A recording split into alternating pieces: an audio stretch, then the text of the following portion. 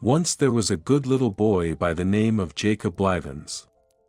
He always obeyed his parents, no matter how absurd and unreasonable their demands were, and he always learned his book, and never was late at Sabbath school. He would not play hooky, even when his sober judgment told him it was the most profitable thing he could do. None of the other boys could ever make that boy out, he acted so strangely. He wouldn't lie, no matter how convenient it was.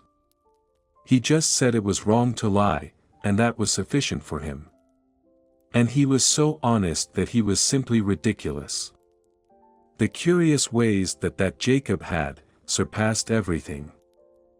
He wouldn't play marbles on Sunday, he wouldn't rob birds' nests, he wouldn't give hot pennies to organ grinders' monkeys, he didn't seem to take any interest in any kind of rational amusement. So the other boys used to try to reason it out and come to an understanding of him, but they couldn't arrive at any satisfactory conclusion. As I said before, they could only figure out a sort of vague idea that he was afflicted, and so they took him under their protection, and never allowed any harm to come to him. This good little boy read all the Sunday school books, they were his greatest delight. This was the whole secret of it. He believed in the gold little boys they put in the Sunday school book, he had every confidence in them. He longed to come across one of them alive once, but he never did. They all died before his time, maybe. Whenever he read about a particularly good one he turned over quickly to the end to see what became of him, because he wanted to travel thousands of miles and gaze on him, but it wasn't any use, that good little boy always died in the last chapter, and there was a picture of the funeral.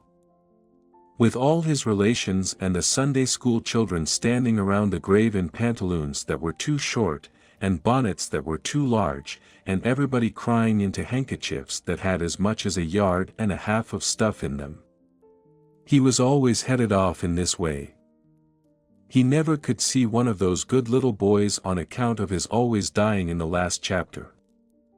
Jacob had a noble ambition to be put in a Sunday school book.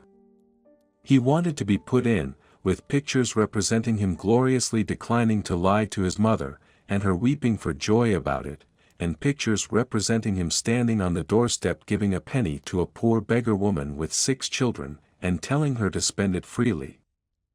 But not to be extravagant, because extravagance is a sin, and pictures of him magnanimously refusing to tell on the bad boy who always lay in wait for him around the corner as he came from school, and welted him so over the head with a laugh, and then chased him home, saying, "Hi!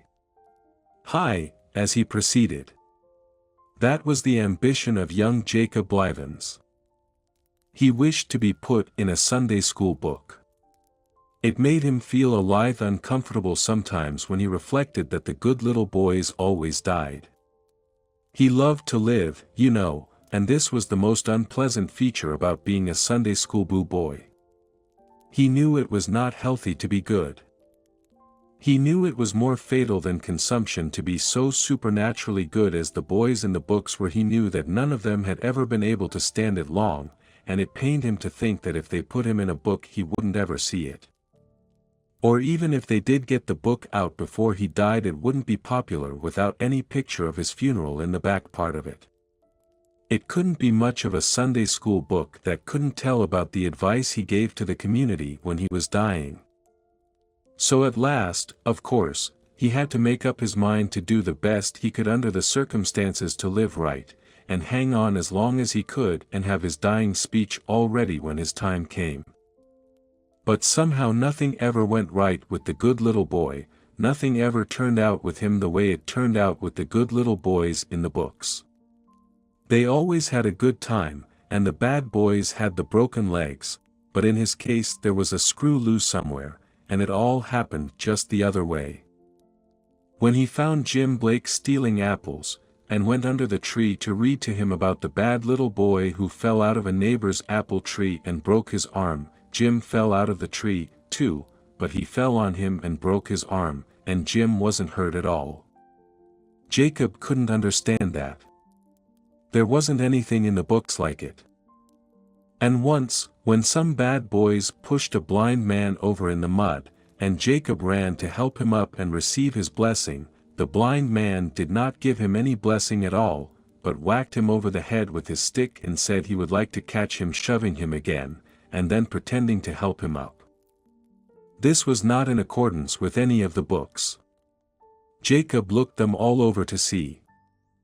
One thing that Jacob wanted to do was to find a lame dog that hadn't any place to stay, and was hungry and persecuted, and bring him home and pet him and have that dog's imperishable gratitude. And at last he found one and was happy, and he brought him home and fed him, but when he was going to pet him the dog flew at him and tore all the clothes off him except those that were in front, and made a spectacle of him that was astonishing. He examined authorities, but he could not understand the matter. It was of the same breed of dogs that was in the books, but it acted very differently. Whatever this boy did, he got into trouble. The very things the boys in the books got rewarded for turned out to be about the most unprofitable things he could invest in. Once, when he was on his way to Sunday school, he saw some bad boys starting off pleasuring in a sailboat. He was filled with consternation, because he knew from his reading that boys who went sailing on Sunday invariably got drowned. So he ran out on a raft to warn them, but a log turned with him and slid him into the river. A man got him out pretty soon, and the doctor pumped the water out of him, and gave him a fresh start with his bellows, but he caught cold and lay sick abed 9 weeks. But the most unaccountable thing about it was that the bad boys in the boat had a good time all day, and then reached home alive and well in the most surprising manner. Jacob Blivens said there was nothing like these things in the books. He was perfectly dumbfounded. When he got well he was a little discouraged, but he resolved to keep on trying anyhow. He knew that so far his experiences wouldn't do to go in a book, but he hadn't yet reached the allotted term of life for good little boys, and he hoped to be able to make a record yet if he could hold on till his time was fully up. If everything else failed he had his dying speech to fall back on. He examined his authorities, and found that it was now time for him to go to sea as a cabin boy. He called on a ship captain and made his application, and when the captain asked for his recommendations he proudly drew out a tract and pointed to the word, to Jacob Blivens, from his affectionate teacher. But the captain was a coarse, vulgar man, and he said, "Oh, that be blowed." That wasn't any proof that he knew how to wash dishes or handle a slush bucket, and he guessed he didn't want him. This was altogether the most extraordinary thing that ever happened to Jacob in all his life. A compliment from a teacher, on a tract, had never failed to move the tenderest emotions of ship captains, and open the way to all offices of honor and profit in their gift it never had in any book that ever he had read. He could hardly believe his senses. This boy always had a hard time of it. Nothing ever came out according to the authorities with him. At last, one day, when he was around hunting up bad little boys to admonish, he found a lot of them in the old iron foundry fixing up a little joke on 14 or 15 dogs, which they had tied together in long procession, and were going to ornament with empty nitroglycerin cans made fast to their tails. Jacob's heart was touched.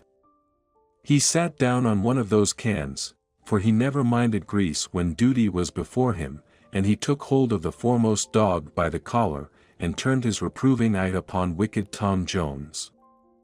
But just at that moment Alderman McWelter, full of wrath, stepped in.